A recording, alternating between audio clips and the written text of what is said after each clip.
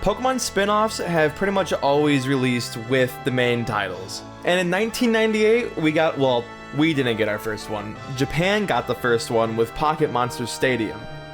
And in the same year, they released Hey You Pikachu, and these games must have been a success because they started pumping them out to the rest of the world too. The year 2000, Pokemon Stadium came out. And then shortly after we got Pokemon Stadium 2, Pokemon Pinball, and Pokemon Snap, which I think is a perfect foundation for the golden era of Pokemon spin-offs. December 12th, 2003, the United States got the release of Pokemon Channel. And well, this was the beginning. Gen 3 really truly sparked, can I say that? That sounds kind of stupid. Gen 3 really brought now I'm fucked up. Gen 3 really sparked the beginning of what I think is truly the greatest era of Pokemon. The main series during this time was smashing every checkbox left and right, fulfilling all of the needs of Pokemon fans. But these spin-offs were also in their own realm of superbness? I mean, we had Pokemon Channel, Pokemon Coliseum, Pokemon XD Gale of Darkness, Pokemon Dash, Pokemon Red Rescue Team, Pokemon Blue Rescue Team, Bugsnax, Pokemon Explorers of Darkness, Explorers of Time, Pokemon Rangers 1, Pokemon Rangers 2, Pokemon Rangers 3, we had Battle Revolution. It was freaking nuts! But this one's my favorite. Oh, hey, is that Krabby? Hell yeah. I think this era of Pokemon in general just really had a special vibe, one that kind of died out after the release of Gen 5. The aforementioned Pokemon Channel, I remember going to a friend's house and just watching him play. I remember the Smoochum Dance Channel, the Psyduck News, and like the Billy Mays Squirtle infomercial where you'd have to like keep coming back hoping that your favorite item would finally show up in the shop. You could also hang out with Pikachu outside and talk to random Pokemon. Man, it was just such a good time. And then boom, Pokemon Coliseum came out, and I remember being shocked that it wasn't just another Pokemon Stadium sequel. In fact, we got a whole ass new Pokemon adventure without any gym badges and a whole freaking unique story. I've been playing through Coliseum again, and it still holds up today. The towns are all cool, the NPCs have fun dialogue topics like anime, and also this? What?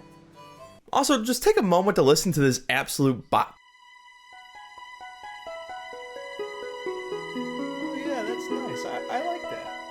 That's cool. And then just like that, it switches it up on you. Oh shit, god damn. Oh, what the fuck? That's good. Shit, that's good stuff. Alright, dude, like what about this? Alright, okay. Oh my god. Oh man. Every track in these games were straight up bangers. Seriously, they are incredible. Listen to the OST if you've never played them. My personal favorite was XD Gale of Darkness because we could catch the edgiest Pokemon in the history of the series, Shadow Lugia. Do you remember how cool that was the first time we saw Shadow Lugia? In the intro, he like blows up a whole ship pretty much. Well, actually he doesn't really blow it up, he just kind of picks it up and puts it somewhere else. Just the whole environment of those two games, Coliseum and Gale of Darkness, it was just spectacular. Both games share a ton of the same locations, but the new ones introduced in Gale of Darkness are so good. Man, I just love those games.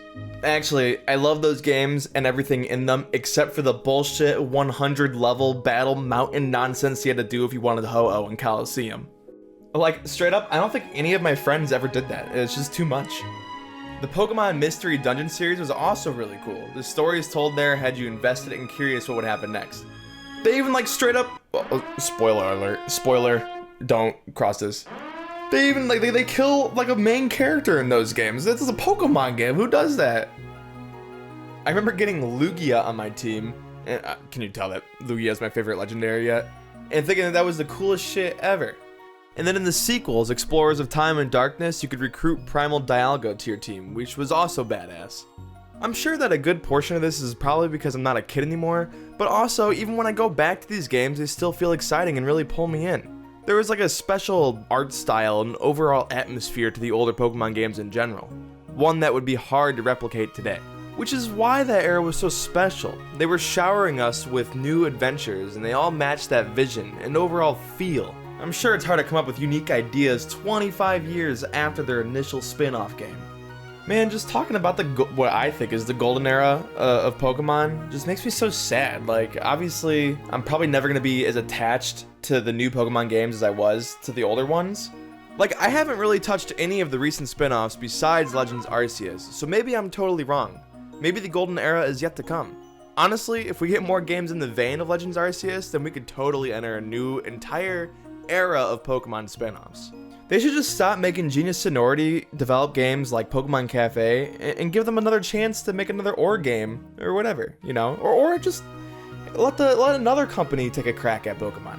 Game Freak can keep making the traditional games while new developers experiment the way they did with the old spin-offs.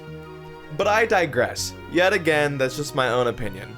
I still love Pokemon as a whole and play all the main games that come out. I even still enjoyed Scarlet and Violet despite getting like 10 frames per second in certain areas.